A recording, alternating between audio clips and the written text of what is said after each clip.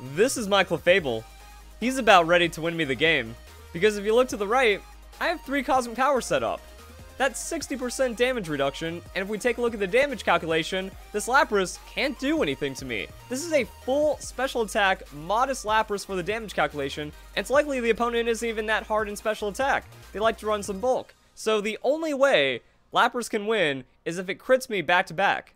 Now the odds of that happening are lower than him hatching a Masuda Method shiny Pokemon.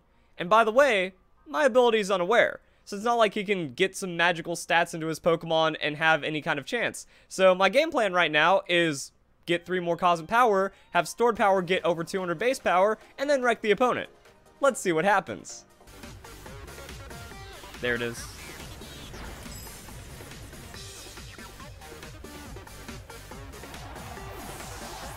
Now the question is, was that fair?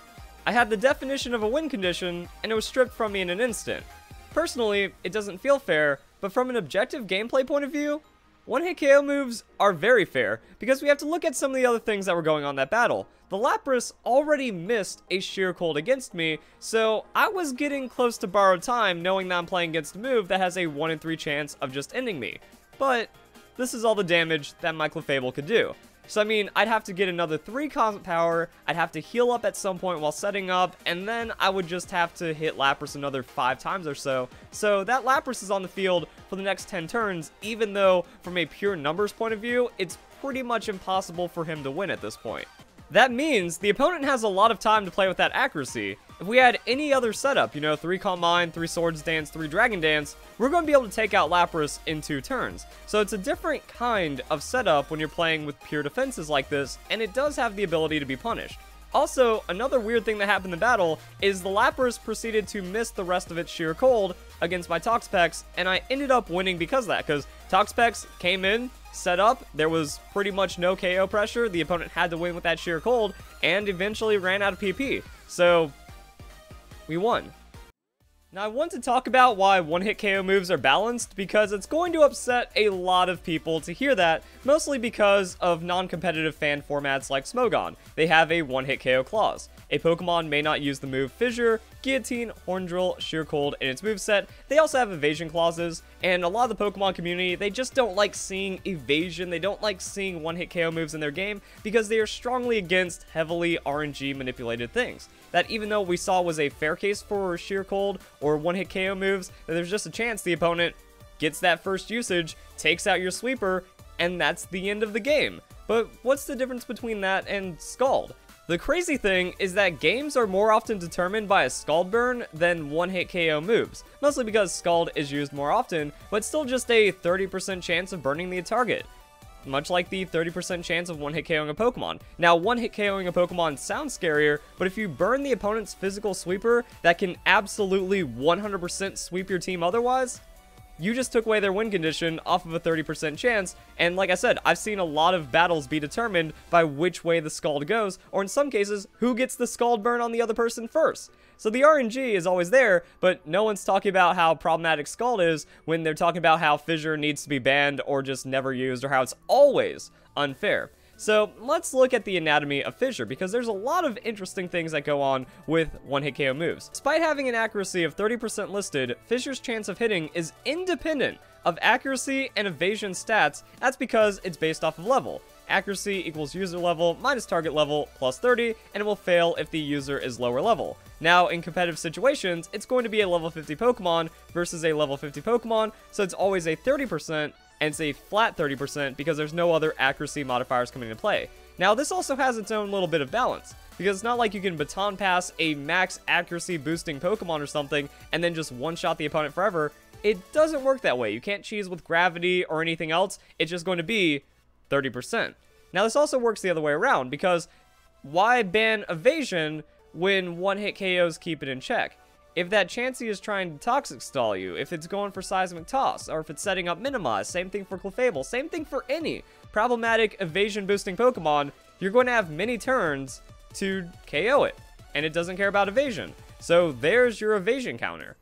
Yet people are against it. And then Sheer Cold, it's pretty much going to be the same thing, 30%, all that fun stuff, doesn't work against Dynamax Pokemon, and that's another weird thing, because it feels like it's getting a lot more common to see one-hit KO moves in Generation 8, even though there's just a way of them not working at all. The opponent Dynamaxes, you can't use a one-hit KO move, so what's going on?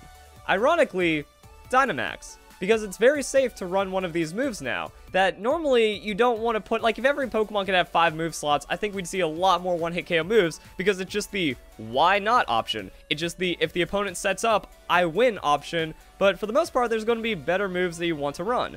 Not in this case, because Fissure becomes equal to Earthquake if you're going for Dynamax, so if that's like the plan for your Pokemon, you get the same amount of power for 3 turns. Now you don't have it when it wears off, but the amount of damage you take while Dynamaxed and also after Dynamax means you're not going to be around for much longer than 3 turns if you're sweeping Pokemon or if you're prioritizing damage. Now this also works for other things, like you look at Max Strike. I can lower the opponent's speed, and then I have a Horn Drill afterwards. That's pretty insane. And I think this is why one-hit KO moves are starting to feel very problematic in Generation 8, because there's no drawback to running them outside the accuracy. It used to be a pretty big drawback to just put a gamble on a moveset and then weaken that Pokemon's power, but now there's Pokemon that can run it without any care. We have Excadrill. Excadrill gets the Horn Drill, so again, Max Strike. It can use that to then outspeed a Pokemon, hit it with a Max Quake or an Earthquake, and then just roll it over while preserving its same type attack boosting moves. And Horn Drill is very powerful on Excadrill because if it goes up against something like a Corviknight, Excadrill doesn't have any response to it. Corviknight gets to bulk up and then body press and Excadrill dies. Now what's interesting is that before Generation 8, we didn't see Horn Drill teched onto Excadrill that often. It would be from time to time, but it wasn't as like this hard anti-stall measure, even though Skarmory existed. That we had a Flying Steel Pokemon that could completely stuff out an Excadrill, but Excadrill didn't run Horn Drill for it. But now, since Corviknight's fairly common and other like tanky setup Pokemon are pretty common, Horn Drill is getting a lot more usage. And then Lapras, specifically Gigantamax Lapras. Gigantamax Lapras gets to set itself Aurora Veil, so it gets Reflect and Light Screen as long as it's Nice type move, which includes Sheer Cold. So the interesting thing is, even though it just kind of like removes the opponent's hit points in a statusy kind of way, it's classified as a physical move, so it does work with max moves in that way. It doesn't become max guard, you get the straight up damage on it. And Lapras gets a very safe way of using it. So it gets to get the Aurora Veil set up for a couple of turns. It can still run a move like Freeze Dry, so you have Ice type Stab. And the thing is, while Dynamaxed, that Sheer Cold is going to be doing more damage than if you have the Freeze Dry, which is a nice little bit of tech because you do have super effective hits against water type Pokemon.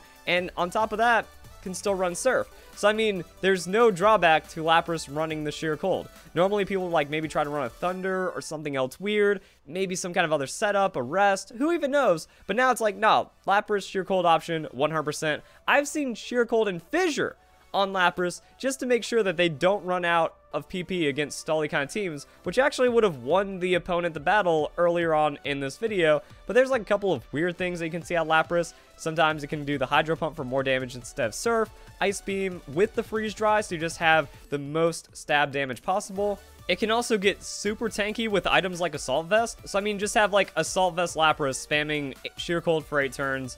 It's going to land one of them or 2 of them, or it's just going to completely remove tanks from the game. And we'll even see that on Excadrill. There's like bulky Assault Vest Excadrill running around. It just needs to 2-hit on a super effective Earthquake or Iron Head, or just needs that 1 shot from a Horn Drill.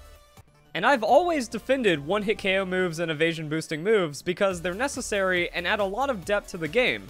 But I feel like we're in a problem when you have, you know, over 70% usage, close to 100% usage for such a devastatingly powerful move that then kind of gets usage outside of what it's intended to do. It kind of feels like Hextech Gunblade. You can't buff Hextech Gunblade because then Katarina and Akali go insane, and you can't really nerf those champions anymore because they already have like their own little niche, and if you remove that, then they're not unique anymore. Same thing goes for like other items like Winsu's Rage Blade. So it's a really weird situation. Like, yeah, you can see it sometimes do some really cool things, but for the most part, if it's just being abused by a handful of characters, then you're just kind of locked with that move or item or whatever's happening in that situation, and that doesn't really create a really engaging gameplay experience. And that's kind of the weird thing, is that we don't really see too much other one-hit KO usage because Game Freak hasn't really supported it. Yeah, we have it as a TM in Generation 1 where a lot of Pokemon got it, but you can't use that on the Battle Stadium. It can't be transfer. So not a lot of Fissure, not a lot of Horn Drill. Sheer Cold is also in a weird boat as well because it was actually nerfed. Like, Game Freak has balanced these moves out as well. That Sheer Cold used to just be a one-hit KO against every Pokemon in the game, but now Ice-type Pokemon are immune to Sheer Cold. Makes sense. I disagreed with the decision, but at least it means that, yeah, you don't have, like, the guaranteed one-hit KO. Additionally, the move's accuracy is lowered to 20% if the user is not an Ice-type Pokemon.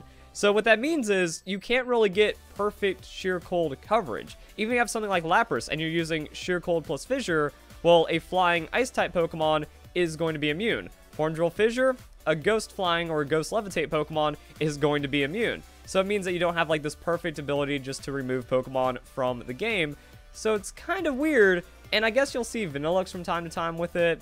They can run Taunt to also be, like, anti-stall. So there is a limited accessibility to one-hit KO, and I think that's a big reason as to why people are so strongly against it. Because it feels like a gimmick at that point when a Pokemon that shouldn't be running it, or just a random Pokemon hits the field that usually isn't viable, comes in and starts spamming away to immediately remove your Pokemon. It does feel like a cheese strat at that point, but now it's starting to get more viable. Now it's starting to feel more legitimate because without Mega Evolutions, without Z-moves, tank Pokemon are dominating the game. I've seen more Taunt. I've seen more anti-stall. I've seen more one-hit KO than ever before in Pokemon, and in a weird way, it feels like a necessary evil. Now, I've always played tank setup. I don't play stall, because if I'm setting up stored power, if I'm setting up those Calm Mind to then one-shot you or two-shot you on stored power, I'm progressing towards a win condition. Stall doesn't really do that. So even then, I'm still playing bulky setup, which means I'm very vulnerable to these moves, so seeing them more often feels pretty bad. But without them, I'd win a lot more battles, and that actually wouldn't be fair. You know, I have to respect someone to a degree if they are going to be using a one-hit KO move to respond to the meta. Now, the problem I have is that it's becoming very centralizing. That one-hit KO moves used to feel like they were in maybe 1%, 2% of battles or something, and they really wouldn't have that much of an impact, but now that Pokemon like Excadrill and Lapras, they have no better option. It's not like they're, oh, hey, I'm worried about tank Pokemon, so I'm going to splash this in on my moveset. It's just a guarantee on these Pokemon, and they're already fairly common. So it feels like one-hit KO has gone somewhere between 1 in 5 to 1 in 4 battles, and I don't think that's healthy, much like anything that has that much presence inside of a Pokemon metagame. But at the same time, like I said, we're in a very tanky format as well, which also isn't healthy. So it's fair, but I don't think there's going to be any kind of meta shift that changes Horn Drill off of Excadrill or makes Gigantamax Lapras stray away from the Sheer Cold, because it's just the best option. Now, having this kind of power, which should be some kind of alternative idea. Like I said, it works really good as a counter to something, but just a sit here and win kind of move, then yeah, I can consider one-hit KO moves a problem. That I was the hipster. That I'm not going to pretend like I'm not running Fissure or one-hit KO moves. My Hippowdon has Fissure. The idea is, I get 3 stockpiles, I become unkillable, and then I wreck you on Fissure or Body Press depending on what the Pokemon is. I have the Fissure for Ghost-type Pokemon, so as long as I don't see Ghost Flying or Ghost Levitate, I'm gonna be good, and then Body Press just eventually kills everything else, which is really nice to see. But the thing is, I'm not running this because I'm like, oh no, I'm worried about seeing a tank Pokemon, or oh no, I'm worried I'm not gonna have a win condition, so I need to gamble on that 1 in 3 chance. This was always the win condition. I'm playing for this to be the win, because if I do Stockpile, Rock Slide with no offensive investment, it's going to be a 3-hit KO, 4-hit KO, 5-hit KO anyways, so Fissure is just more optimal DPS on my Pokemon, and I don't need it to land on the first turn. It'd be nice if it landed on the second turn, and it'd be pretty cool if I get on odds, but as long as I get a 1 in 4 Fissure twice on this Pokemon, I'm happy. So I think that this is a healthy way of running Fissure. It's also good at, like, breaking other stalls, that if, you know, the opponent's going for stockpiles or calm minds. There was recently a bulk up Grimmsnarl I went up against. Well, it's like, hey, if a Grimmsnarl gets +6 on bulk up, that's bad. My Fissure says otherwise, and we were just in, like, an interesting setup war. So those things will happen inside the Pokemon game, but other than that, yeah, that's just the state of one-hit KO moves right now. So tell me what you guys think in the comments down below. Are you using one-hit KO moves? Do you like that they're more common? Do you hate it? Do you think it's like, have you realized how balanced one-hit KO moves are, at least when they're not being exploited by Pokemon like Excadrill and Lapras? It's something really weird. Pokemon Sword and Shield, almost every battle is like a unique battle like I've never experienced in Pokemon, and the metagame feels like it changes every 30 minutes or so. It's just some pretty crazy times. It also says like viability. Like now we're seeing common one-hit KO moves. That's never happened in Pokemon. Like, if you remove evasion and one-hit KO from Smogon clauses in, like, Generation 5, 6, or 7, there's not going to be evasion or one-hit KO in every game. There'll still be, like, 1 to 5% usage max. And now we're just seeing something crazy. And even with all that, we don't see evasion everywhere because evasion's been nerfed. And remember, there was still a kind of soft nerf to one-hit KO moves in Generation 8. So, anything's possible. Everything's viable in its own way. Tanks are still really strong. Anti-stalls everywhere, and at the end of the day, you can just get swept by something random. So, got some good diversity. I just don't like that it plays against my tanks too well. So, if you guys enjoyed the video, hope you all have a nice day. Thank you very much for watching.